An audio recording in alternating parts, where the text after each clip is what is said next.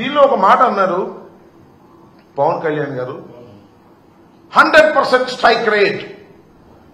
ఏంటి 100% strike rate? నాకు అర్థం కాలేదు. మీరు ఒక్కళ్ళే వచ్చారు 100% స్ట్రైక్ రేట్ కి.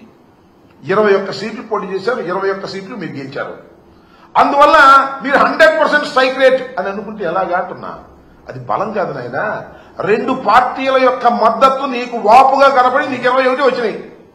అది రాష్ట్ర ప్రజల దురదృష్టం వల్ల వచ్చిందని నేను మనవి చేస్తున్నా. 21 సీట్లు గెలుచుకొని ఇది నాకు స్ట్రైక్ రేట్, అద్భుతం, అమోఘం అనేటువంటి మాట మాట్లాడుతున్నారు. శభాష్ అయ్యా. నేను మాట చెప్తాను.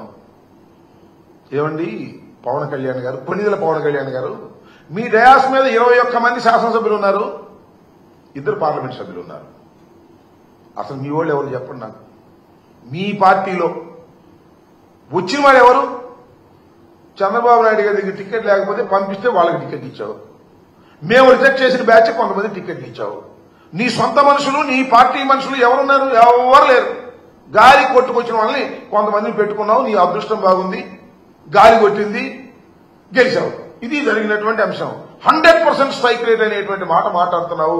అసలు నీకున్నటువంటి 22 శాసనసభ్యుల్లోనూ, 21 శాసనసభ్యుల్లోనూ, 2 పార్లమెంటు సభ్యుల్లోనూ 100% నీ వాళ్ళు కాదయ్యా, చంద్రబాబు నాయుడు గారి మనుషులు లేదా మేము రిజెక్ట్ చేసినటువంటి మనుషులు అనే విషయాన్ని దయచేసి గుర్తు పెట్టుకోమని ఈ సందర్భంగా నేను చెప్తున్నా. సరే, నీకు 100% స్ట్రైక్ రేట్ తో నువ్వు గెలిచావు. నువ్వు ఇచ్చిన హామీలేంటి?